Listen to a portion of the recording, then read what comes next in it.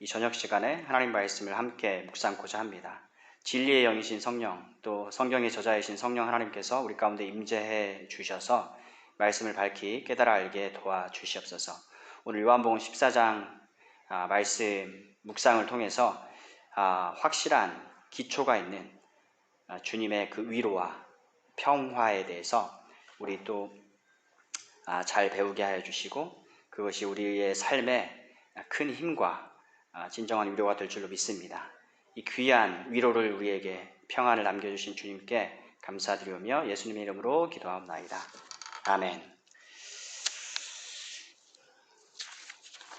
자, 오늘 요한복음 14장 말씀을 함께 보도록 하겠습니다. 여러분들 이제 성경 공부하실 때에 중요한 질문, 굵직한 질문을 던져가면서 하시면 좋습니다. 그랬을 때 생략할 수 없는 그 질문이 있다면 그것은 본문에서 하나님은 누구신가? 하나님은 삼위로 계시죠. 그래서 성부 하나님, 성자 하나님, 성령 하나님에 대한 지식을 우리에게 들려주죠.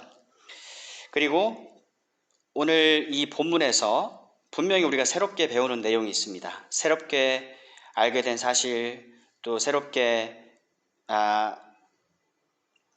교훈받은 그 가르침을 또 저희가 정리하는 것이죠. 하나님은 누구신가? 또 하나님이 하시는 일들이 무엇인가? 그분과의 관계는 무엇인가? 이 공부가 나와 그 하나님과 관계가 있어야 되지 않겠습니까? 그분과 나 사이의 관계가 무엇인가? 또 오늘 본문에 나타난 내용, 그 하나님이 하시는 일들, 또 우리에게 교훈하시는 그 내용들이 나에게 어떤 연관을 가지는가? 그래서 다시 말씀드리면 하나님은 누구신가? 또 그 하나님과 내가 가지는 관계는 무엇인가? 오늘 본문에서 새롭게 배우는 교훈들은 무엇인가? 그 내용이 여전히 나와 무슨 관계가 있는가? 이 질문을 던져가면서 공부를 하시면 좋습니다. 자, 먼저 말씀을 읽을 텐데요. 오늘은 그 말씀을 이제 읽어 오셨다는 전제하에 요한복음 14장 세 번역을 사용할 거고요.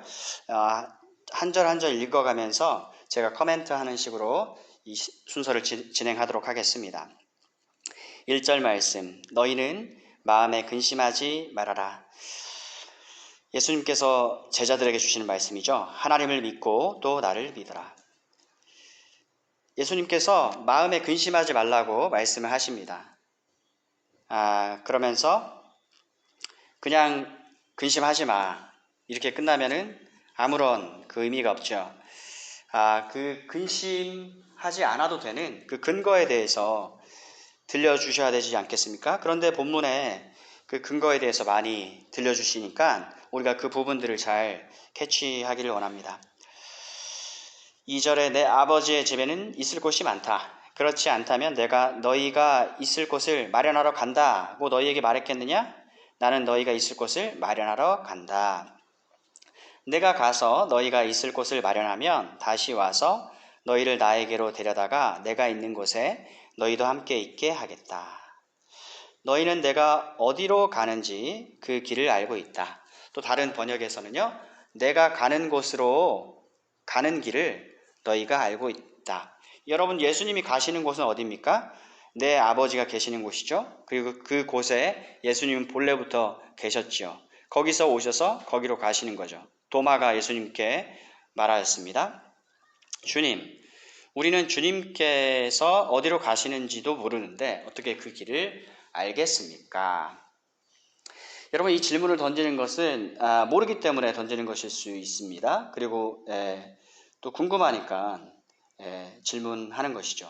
거기다 더해서 의심이 가니까 되짚어 보려고 물는 것일 수도 있는데 궁극적으로 우리에게 이러한 질문을 던져주는 자체를 통해서 예수님도 그 질문에 답을 해 주신단 말입니다. 저희가 그 점에 대해서 더욱더 강조된 그 어조로 들을 수가 있죠. 좋은 것이죠. 6절 말씀, 잘 아시는 말씀이죠. 내가 곧 길이요 진리요 생명이다. 나를 거치지 않고서는 아무도 아버지께로 갈 사람이 없다. 여러분 요한복음에는요 7가지 I am statement가 나옵니다. 즉 예수님이 자기 자신에 대해서 하시는 선언이 7가지가 나와요. 예를 들어서 요한복음 11장에서 죽은 나사로를 살리지 않습니까? 거기서 예수님이 뭐라고 말씀하십니까? 내가 곧 부활이요 생명이다 말씀하십니다. 오늘 이 시간에는 내가 곧 길이요 진리요 생명이다 말씀을 하시고, 그리고 마지막으로 그 7번째는요 15장에 가시면 내가 참 포도나무다 이 말씀을 주님이 하십니다. 그래서 이 6절 말씀, 예수님을 통하지 않고서는 아버지께로 갈 사람이 없다. 아버지는 예수를 보내셨습니다. 그러니까 아버지를 만나려면 이 예수를 만나야 됩니다. 예수를 통하지 않고서는 아버지를 만날 수 없어요. 하나님을 믿는데 예수님을 안 믿을 수 없어요. 예수님을 믿지 않고 하나님을 믿을 수 없어요. 예수를 보내신 분이 아버지 하나님이시기 때문에 그렇습니다. 7절에 너희가 나를 알았더라면 내 아버지도 알았을 것이다. 이제 너희는 내 아버지를 알고 있으며 그분을 이미 보았다. 너희가 나를 알면 나의 아버지를 역시 알 것이다. 다른 번역 사본 이렇게 말씀합니다. 이번에는 빌립이 묻습니다. 주님, 우리에게 아버지를 보여주십시오. 그러면 좋겠습니다. 예수께서 대답하셨습니다. 빌립아, 내가 이렇게 오랫동안 너희와 함께 지냈는데도 너는 나를 알지 못하느냐? 나를 본 사람은 아버지를 보았다. 그런데 어찌하여 내가 우리에게 아버지를 보여주십시오 하고 말하느냐?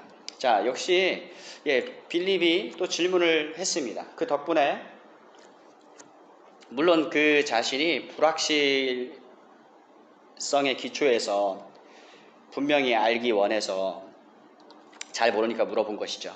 근데 이 기회를 통해서 우리가 또 듣는 것이죠. 여러분, 하나님은 영이셔서 보이지 않습니다. 그런데 예수는 보입니다. 성육신 하셨기 때문에 그렇습니다. 보이는 하나님으로 오신 분이 바로 예수님입니다. 그리고 예수님 안에 계셔서 아버지의 말씀을 예수를 통해서 하시고 아버지의 일들을 예수를 통해서 하십니다. 그러니까 예수를 보면은 그대로 아버지를 보는 것이고, 예수를 알면 아버지가 바로 이런 분이구나를 안다라는 것이죠. 그래서 오늘 본문에 알다와 보다가 같이 연결되어서 강조되고 있죠. 10절 말씀, 내가 아버지 안에 있고 아버지께서 내 안에 계시다는 것을 내가 믿지 않느냐? 내가 너희에게 하는 말은 내 마음대로 하는 것이 아니다. 아버지께서 내 안에 계시면서 자기의 일을 하신다. 방금 전 씨가 드린 말씀이었죠. 11절, 내가 아버지 안에 있고 아버지께서 내 안에 계시다는 것을 믿어라. 믿지 못하겠거든 내가 하는 그 일들을 보아서라도 믿어라. 자, 무슨 교훈을 주고 계십니까? 아버지께서 아들 예수, 즉 우리 주님 안에 계시다라는 사실이죠. 12절, 내가 진정으로 너희에게 말한다. 나를 믿는 사람은 내가 하는 일들을 그도 할 것이요 그보다 더 큰 일도 할 것이다. 그것은 내가 아버지께로 가기 때문이다. 이 말씀 가지고 저희가 오해할 수 있어요. 왜냐하면 나를 믿는 사람은 주님이 하는 일을 그도 할 것이요. 신자는요. 거기 나가서 그보다 더 큰 일도 한다라는 것이에요. 그러니까 우리가 생각하기는 정말 이 사도들이 그리고 이제 신자들은 정말 I've got the power, 못하는 일이 없는 아주 초월적인 존재가 되나 보다 이런 생각을 할 수 있는데, 성경은 그래서 끝까지 읽어야 됩니다. 12절 하반절에 그것은 내가 아버지께로 가기 때문이다. 자, 아버지가 예수님 안에 계셔서 아버지의 일과 아버지의 말씀을 하셨습니다. 마찬가지로 예수님을 믿는 사람 안에는 예수님이 계셔서 예수님이 일을 하시고 예수님의 말씀을 하셔요. 그러니까 예수님이 하신 그 일을 할 것이고 그보다 더 큰 일도 한다라고 했을 때에 이 사람이 갑자기 초월적인 예수님보다 더 탁월한 존재가 되어서 그 일을 해내는 것이 아니라 그 안에 계시는 예수님이 여전히 하시는 거예요. 그것은 내가 아버지께로 가기 때문에. 예수님이 아버지께로 가시면 무슨 일이 생깁니까? 이제는 육체로 존재하신 예수님이 아버지께로 가서 아버지가 내 이름으로 보내실 또 다른 보혜사, 이제 우리가 오늘 이 얘기를 또 할 건데 성령님을 보내셔요. 그래서 성령님을 통해서 예수님이 이제 일을 하시는 거죠. 그리고 이 실제 예수님이 하신 일들을 하는 것, 또 이보다 더 큰 일을 하는 것을 우리가 다 어디서 봅니까? 이 사도들의 행적이 기록되어 있는 사도행전에서 보지 않습니까? 그죠? 오순절 날에 3,000명이 회개하고 예수를 믿고 하나님 아버지께로 돌아오는 역사가 일어났습니다. 또 며칠 안 되어서 5,000명이. 자, 그래서 중요한 거는요. 내가 막 예수를 믿으면은 막 또 믿음이 내가 강하게 믿으면은 막 초자연적인 능력이 나에게서 나아가고 전혀 그렇잖아요. 예수님이 아버지를 떠나서 아무것도 일 안 한 것처럼 신자는 예수님을 떠나서 아무것도 안 해요. 즉, 그 안에 계시는 예수님이 그렇게 하시는 것이고 마치 예수님 안에 계신 아버지께서 그렇게 하신 것처럼 하나님이 다 하시는 겁니다. 위대한 것입니다. 그분이 초월적이고 초능력적이고 초자연적인 분이시잖아요. 13절 너희가 내 이름으로 구하는 것은 내가 무엇이든지 다 이루어 주겠다. 이것은 아들로 말미암아 아버지께서 영광을 받으시게 하려는 것이다. 여기서도 마찬가지예요. 자, 여기서 너희는 제자들이지 않습니까? 내 이름, 아들 예수의 이름으로 구하는 것은 내가 무엇이든지 다 이루어 주겠다. 뭐든지 다 이루어 주겠다라고 하니까 무슨 요술방망이 생각할 수 있는데 예수의 이름을 사용하면 그게 아니고 이어지는 말씀 13절 하반절 이것은 아들로 말미암아 아버지께서 영광을 받으시게 하려는 것이다. 자, 아들이 아버지께 기도했어요. 주님이 아버지의 뜻이 이루어지도록 기도했겠죠. 아버지의 영광을 위해서 기도했겠죠. 마찬가지로 예수님과 연합된 신자는 하나님의 아들이신 주님이신 예수님의 그 뜻을 구하겠죠. 그분의 영광을 높이는 그러한 기도를 하겠죠. 다 하나님과 예수님의 뜻에 부합한 사역과 기도에 관한 것이라는 것을 우리는 알게 되실 것입니다. 14절 너희가 무엇이든지 내 이름으로 구하면 내가 다 이루어 주겠다. 아니 근데 왜 그러면 뭐 이거 주지도 못할 거를 뭐 다 이루어준다 이런 얘기를 하셔서 뭐 약 올리십니까? 그런 거 아니죠. 신자는 그럼 우리의 필요에 대해서 구하지 말란 말입니까? 구하실 수 있어요. 근데 이제 우리가 주기도를 보자는 거예요. 주님이 가르쳐 주신 기도를 보면은 전반부에 다 뭡니까? 아버지의 이름을 거룩하게 하시고 아버지의 나라가 오게 하시고 아버지의 뜻이 하늘에서와 같이 땅에서도 이루어지게 하소서 이 기도를 했단 말이에요. 그리고 이제 후반부에 가서 우리의 일용할 양식, 우리의 일상에 대한 부분 간구를 하죠. 그러니까 이제 우리의 필요에 대한 그런 간구를 하지 말라는 얘기가 아니라 우리 신자의 삶이 그만큼 마리육 3상 너희는 먼저 그의 나라와 그의 의를 구하라에 있는 것처럼 하나님의 영광, 나라, 그 뜻, 하나님의 뜻은 하나님의 구원 계획이거든요. 거기에 집중해서 살아가는 사람들이 신자들이고 성도요 제자들이라는 그 말씀을 드리는 것입니다. 15절에 아버지께 구하겠다. 너희가 나를 사랑하면 내 계명을 지킬 것이다. 내가 아버지께 구하겠다. 그리하면 아버지께서 다른 보혜사를 너희에게 보내셔서 영원히 너희와 함께 계시게 하실 것이다. 자, 예수님께서 무엇이든지 다 이루어 주겠다. 거기에 또 이어지는 것으로서 여러분에게 있어야 할 가장 소중하고 귀한 선물을 주시는데 누가복음 11장 13절 그리고 마태복음에서 두드리라 구하라 찾으라 두드리라 그리하면 열릴 것이고 가장 좋은 것을 주지 않겠느냐. 이게 누가복음 11장 13절로 가면은 가장 좋은 것이란 말 대신에 성령을 주지 않겠느냐. 이 요한복음에서도 마찬가지로 내가 아버지께 구하겠다.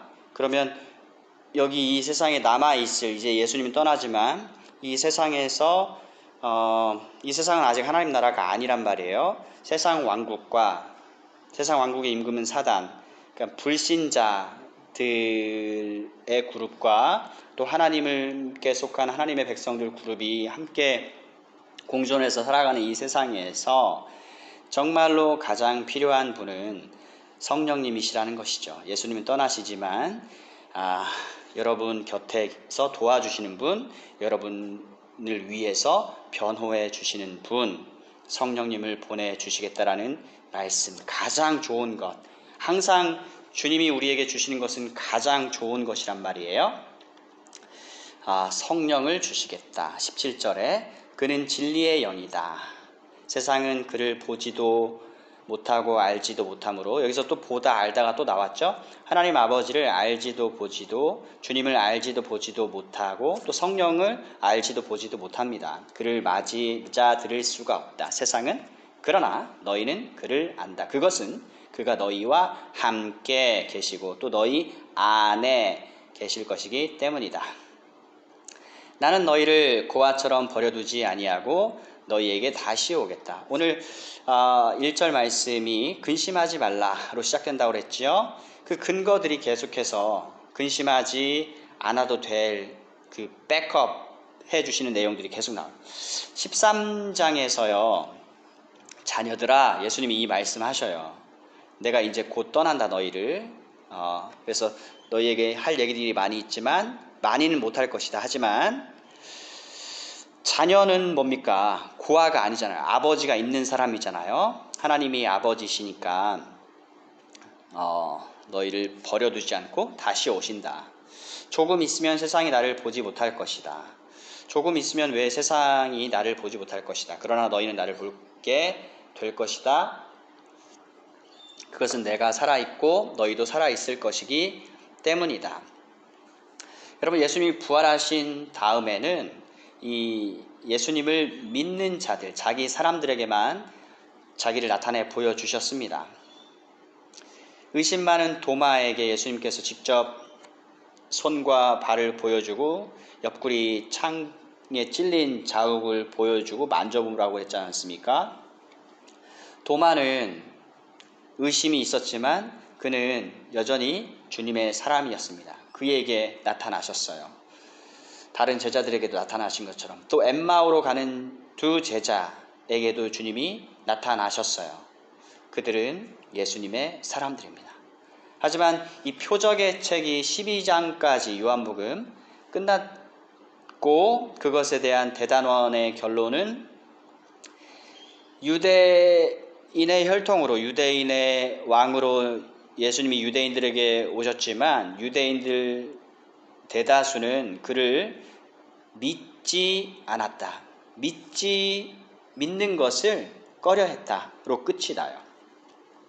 그때는 예수님이 자기에게 속한 사람들 또 자기를 대적하는 유대 지도자들을 중심으로 한 그 사람들과 섞여서 둘 다를 상대해 주셨지만 이제 세상은 조금 있으면 나를 보지 못한다. 그러나 너희는 나를 보게 될 거예요. 단 3일 뒤에 주님은 부활하셔서 제일 먼저 자기 백성들에게 찾아오지 않습니까? 근데 여기 말씀 보면 내가 살아있고 그것은 너희도 살아있을 것이기 때문이다. 여러분, 천국에서의 삶 그리고 영생에 대한 것은 우리가 이 땅에서 죽은 다음에 이제 천국 들어가는 그런 이야기가 아니고 예수를 믿는 순간 우리 안에 영생이 주어집니다. 영생은 곧 하나님의 생명입니다. 사람이 하나님의 생명을 기대고 의존해서 살 수 있는 존재로 지음 받았어요. 우리의 문제는 그 하나님의 생명이 없다라는 것이에요. 그렇기 때문에 거듭나야 된다라고 말씀하셨죠. 사람이 한 번씩 다 출생합니다. 육적인 출생. 그러나 거듭난다라는 것은 한 번 더 출생인데 영적인 출생이고 위로부터 난, 우리 육적인 출생은 아래로부터 난 것이었다면 위에 하나님이 계시지 않습니까? 위로부터 다시 나야 된다. 성령으로 다시 나는다. 우리가 몸은 살아있지만 말도 하고 보고 걷고 행동도 하지만 우리의 속사람은 죽었단 말이에요. 이 영적으로 다시 생명을 받게 되기 때문에 그것이 하나님의 생명이고 그게 영생입니다. 그래서 예수님이 너희는 어떤 존재냐? 나와 연합이 되어 있는 존재이기 때문에 너희도 살아있을 것이기 때문에 우리는 다시 만난다 말씀하시는 거예요. 단지 3일 뒤에 20절에 그날에 너희는 내가 내 아버지 안에 있고 너희가 내 안에 있으며 또 내가 너희 안에 있음을 알게 될 것이다. 자, 20절, 21절, 22절, 23절 이게 아주 성경에서 중요한 교리 중에 하나인 그리스도와 연합입니다. 제가 계속 읽어볼게요. 자, 일단 그 날에 오순절날 이제 지금 이제 성령을 주시겠다라는 말씀 하시지 않습니까? 아버지께서 내 이름으로 너희에게 보내주실 또 다른 보혜사 성령님을 받는 그날에 오순절 날에 너희는 내가 내 아버지 안에 있고, 자, 신자가 예수님 안에 있고요. 또 예수님이 신자 안에 있음을 알게 될 것이다. 와, 다시요. 하나님의 아들이 아버지 안에, 아들이 아버지 안에, 우리가 아들 안에, 아들은 우리 안에, 아버지가 우리 안에, 이 관계라니까요. 성령을 보내주셔서 아버지와 예수님이 우리와 항상 영원토록 함께 하신다라고 하는 것이죠. 예수님이 하는 모든 일들은 신자의 유익이고 예수님이 하시는 이 모든 일들은 가면 갈수록 점점 더 좋은 것들을 우리에게 주십니다. 그래서 종말론을 다른 말로는 예명론이라고 합니다. 종말하면은 쫑이 나는 것처럼 어떤 그런 느낌도 뉘앙스가 없잖아 있죠. 근데 하나님의 계시의 말씀은 창세 이래 구약 시대 신약으로 올수록 점점 더 이게 밝히 우리에게 unveiling 또 revealed 됐지 않습니까? 점점 더 밝아진다. 점점 더 밝아져서 더 이상 밝아질 수 없을 만큼 싹 다 밝혀진다. 뭡니까? 하나님 나라가 이제 완성되는 거죠. 머지않았습니다. 그래서 우리는 예수님이 오신 다음부터 이미 말세 마지막 날 종말의 때를 살고 있고요. 이제 주님이 다시 오시는데 그 날이 머지않았습니다. 그러니까 이 하나님의 역사는 시작이 있으면 끝이 있는 것이고 그 끝은 예수님의 재림과 더불어서 끝이 납니다. 그냥 무슨 환생하고 순환하고 이런 성경에서 말하지 않는 그런 어떤 시간관, 역사관과는 전혀 달라요. 성경은 분명히 시작과 끝이 있다. 지금 끝에 다 이르렀습니다. 21절에 내 계명을 받아서 지키는 사람은 나를 사랑하는 사람이요 나를 사랑하는 사람은 내 아버지의 사랑을 받을 것이다. 그리고 나도 그 사람을 사랑하여 그에게 나를 드러낼 것이다. 자, 여기서도 우리는 자꾸 사람들의 그런 체험 얘기들, 환상 얘기들 많이 우리의 이목을 집중시키죠. 주님이 나에게 나타나셔서 말씀하시고 이런 부분들. 근데 여기서 여러분들 기억하셔야 되는 것은 예수님이 자신을 나타낸다라고 하는 것은 주님이 우리와 함께 하시고 우리를 아시고 우리를 인정하시고 이거에 대한 얘기를 하십니다. 성령을 우리에게 주심으로써 성령을 통해서 주님이 우리와 함께 하시다는 사실, 우리의 신앙 이 땅에서의 삶의 여정 가운데 계속해서 누차 주님께서 그것을 우리에게 드러내 주시겠다라는 것이에요. 우리는 아무리 탁월한 지식을 받았어도 하루 자고 나면 또 가물가물 잊어버리는 존재입니다. 우리에게 영원히 필요한 것은 하나님이 전적으로 주권적으로 절대적으로 베풀어주는 은혜 아니고서는 우리는 살아갈 수 없는 존재들입니다. 그런데 주님께서는 우리가 처음 믿은 순간부터 이 생을 마치는 주님의 나라에 들어가는 그때까지 늘 우리를 인도하시고 자기를 나타내신다라는 점이에요. 여기서 그래서 누구에게는 나타나고 누구에게는 안 나타나고 어떤 자꾸 체험 환상 얘기를 생각할 필요가 없는 게, 여러분들 오늘 본문에 너희란 말이 몇 번 나옵니까? 제가 이거를 세보려다가 포기했어요. 무수히 나와가 너무나 많이 나와서. 이건 너희에게 주시는 말씀이고, 그럼 너희와 반대되는 개념은 뭐냐? 세상입니다. 그러니까 세상에게는 주님이 자기를 나타내지 않고 자기 백성들에게는 계속해서 자기를 나타낸다라고 하는 이 둘 사이의 대비이지, 신자들 중에서 누구는 체험이 더 많아서 주님이 더 많이 나타내고 덜 나타내고 그 얘기가 아니라는 거예요. 그 대비가 너무나 명확하지 않습니까? 21절 누가 너희냐? 내 계명을 받아서 지키는 사람. 이 사람은 뭡니까? 예수님의 말씀을 받아서 믿은 사람들이죠. 주님을 영접한 사람, 신자예요. 제자예요. 나를 사랑하는 사람이요, 나를 사랑하는 사람은 내 아버지의 사랑을 받을 것이다. 그렇죠. 예수님을 보내신 분은 아버지시니까, 예수님을 영접한 사람은 아버지를 영접한 거니까 아버지의 사랑을 받습니다. 우리의 관계가 하나님이 아버지가 되셨다니까요. 22절 가룟 유다가 아닌 다른 유다가 물었다. 주님께서 우리에게는 자신을 드러내시고 세상에는 드러내려고 하지 않으시는 것은 무슨 까닭입니까? 자, 여기서 우리와 세상이 서로 대비되고 있죠.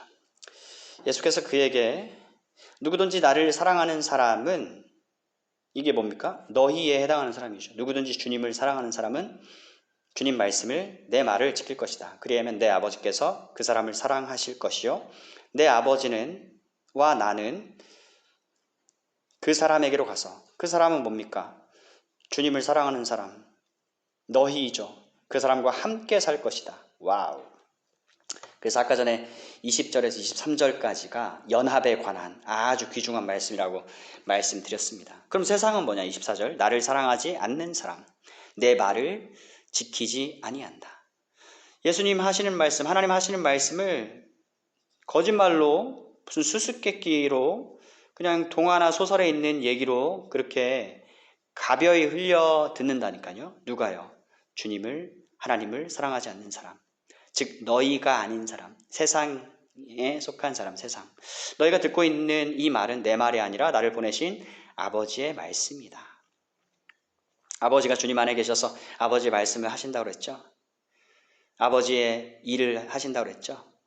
25절 내가 너희와 함께 있는 동안에 나는 이 말을 너희에게 말하였다. 그러나 자, 여기까지 예수님께서 이제 말씀하시고 그 바톤 터치를, 이미 너무나 중요한 얘기들은 다 자기 제자들, 자기 사람들, 자기 백성들에게 해주셨습니다.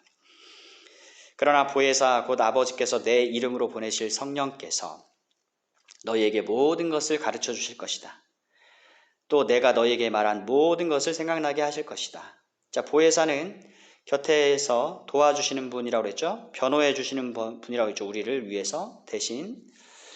너희에게 모든 걸 가르쳐 주신다라고 했을 때에 이 모든 것은 전혀 새로운 주님이 말씀하지 않은 지식이 아니라 주님이 가르쳐 주신 모든 것.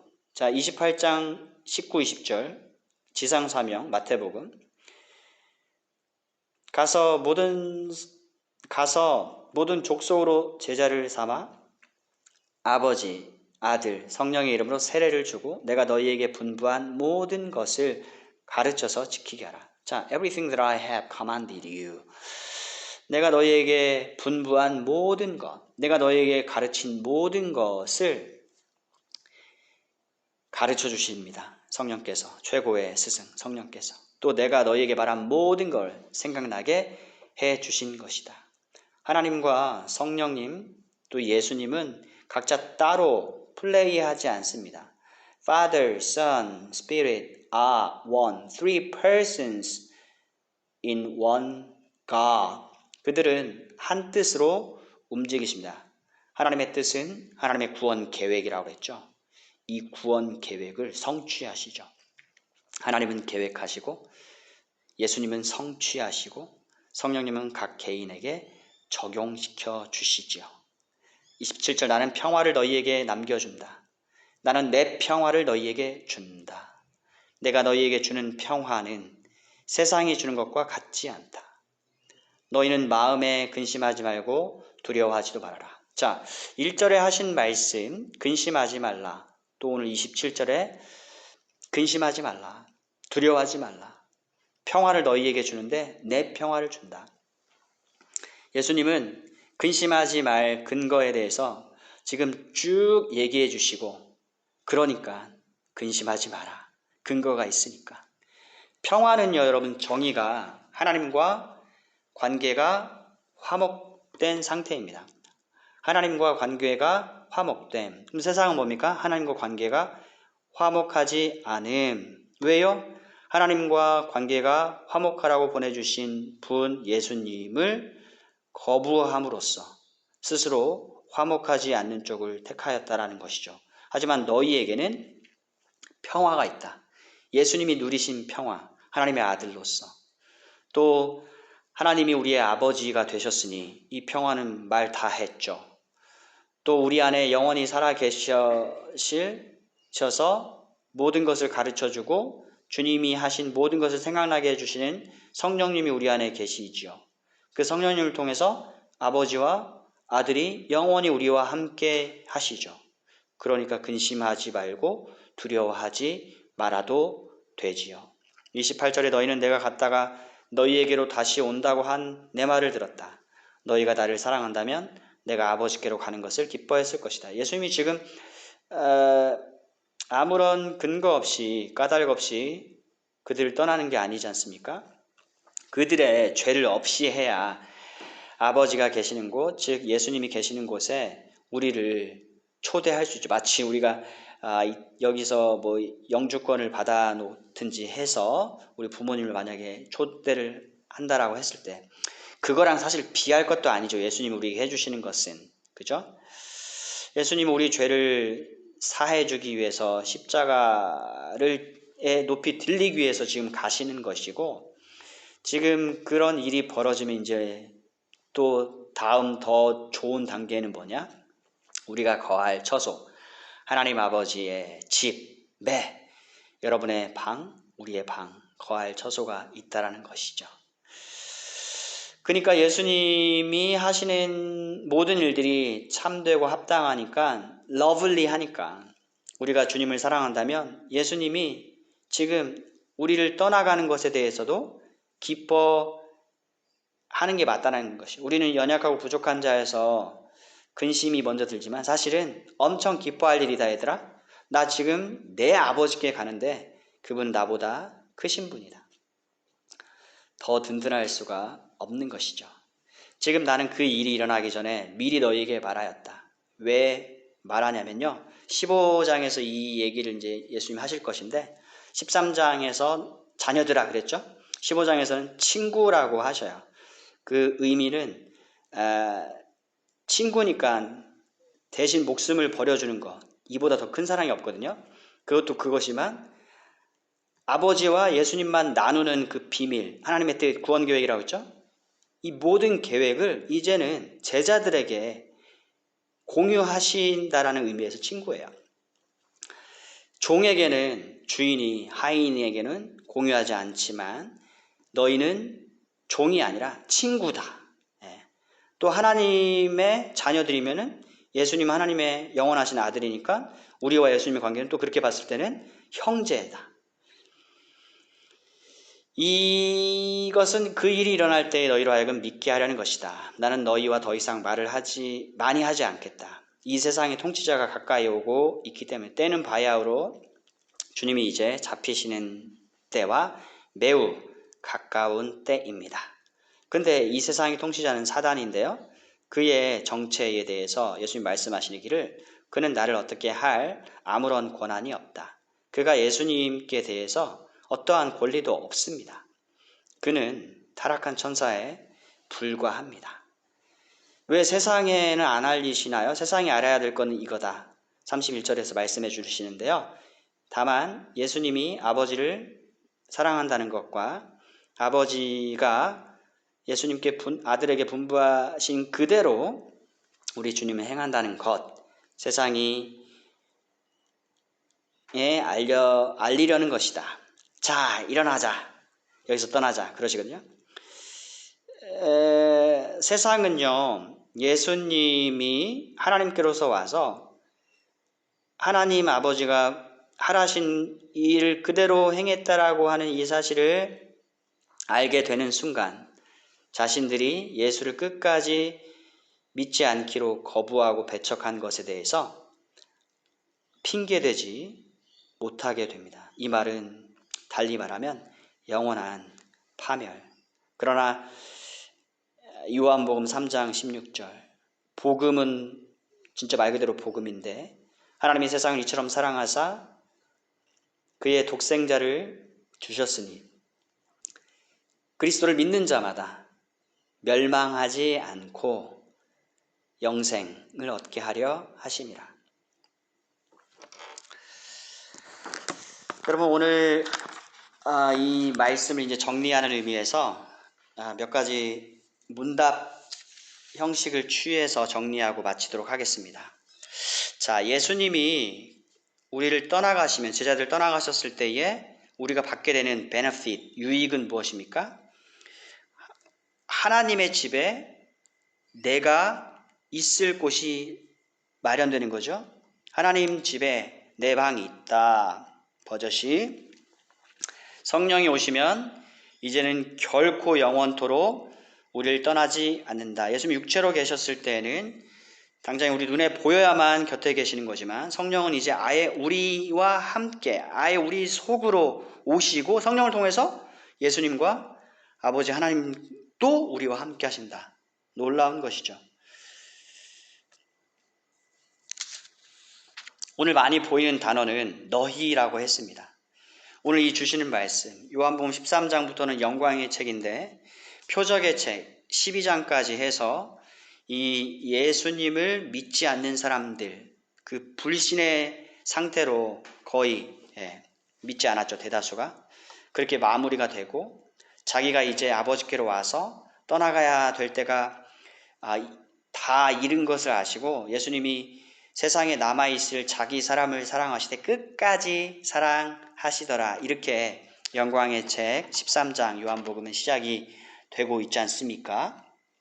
그렇기 때문에 13장, 14장, 15장, 16장에서 주어지는 이 말씀을 받는 대상은 너희예요. 너희. 세상의 불특정 다수 또는 만민, 세상 모든 사람을 두고 하는 얘기가 아니라 그리스도와 관계 속에 있는 사람, 믿음으로써. 그리고 15장에 이 사실을 또 부각시켜주는 표현이 예수님은 포도나무, 참된 포도나무, 열매를 맺으시는 참된 포도나무, 모든 포도나무, 포도원 농부, 포도밭 일꾼, 구약의 모든 이 이미지의 실체 예수님이신데 거기에 우리는 붙어있는 가지예요. 그러니까 너희가 내가 한 일도 하고 나보다 내가 한 일보다 더 큰 일도 한다라고 했을 때에 이 모든 행할 원천이 어디에서 나오냐? 가지에서 나오는 게 아니라 그 나무, 그 뿌리, 나무 몸통에서 다 나오는 거예요. 그러니까 열매를 우리를 통해서 맺게 하시는 분은 결국 예수님, 우리 속에서 일하시는 분, 예수님 내 안에 사는 이 예수 그리스도시니 또 내가 그리스도와 함께 십자가에 못 박혔고 그리스도와 함께 다시 살아나니 이제 내가 사는 것은 내가 아니고 내 안에 계신 그리스도가 사시는 것이다. 이 말씀이죠. 연합이란 주제, 너무나 중요한 성경 가르침입니다. 그래서 이 모든 말씀을 듣는 대상은 너희, 셀 수도 없이 많다고 그랬잖아요. 한정된, 제한된 관계이고 예수님에 붙어있는 사람, 예수님께 연합된 자들, 그들의 아버지는 하나님이신 분, 예수님도 있고 성령도 있는 사람들에게 주어진 말씀이에요. 아무나 다 이 위로를 못 받는다는 것이죠. 이 위로를 받기 원한다면 예수님과 관계를 맺어야죠. 믿음으로써. 아직도 기회는 있습니다. 그래서 이 너희와 반대되는 개념은 세상이죠. 그리고 그 세상 왕국의 통치자는 사단이죠. 그의 정체는 타락한 천사이죠. 두 왕국이 서로 경쟁하고 대립하는 거 보이죠. 본래 게임도 안 되는 싸움입니다. 하나님은 유일하신 하나님이세요. 창조주세요. 피조물입니다. 천사는. 게임이 안 돼요. 그는 he is doomed. 이제 멸망의 날만 받아놓고 있어요. 오늘 본문에 예수님은 누구십니까? 예수님은 길이요 진리요 생명이고 예수님을 본 자는 하나님을 본 자이고 예수님이 하는 말씀, 그분이 하시는 사역은 다 하나님의 말씀이자 사역을 하시는 분이죠. 인자이시죠. 우리를 하나님께로 가게 해주는 길이죠. 중보자, 미디에이터이시죠. 예수님은 하나님이 우리의 구원, 영생을 위해 보내주신 구원자이시지요. 그래서 오늘 말씀은 너희는 마음에 근심하지 말라. 또 영어식 표현은 너희 마음이 근심하려고 하면은 그것을 허용하지 말라. 왜냐하면 너네 그러지 않아도 되는 기초가 든든한 근거가 토대가 있으니까. 그래서 27절에 가서 평안을 남긴다, 곧 나의 평안을 남긴다. 예수님 말씀하시죠. 그 위로의 근거에 대해서 싹 다 얘기해 주신 다음에 오늘은 여기까지 하겠습니다. 아멘.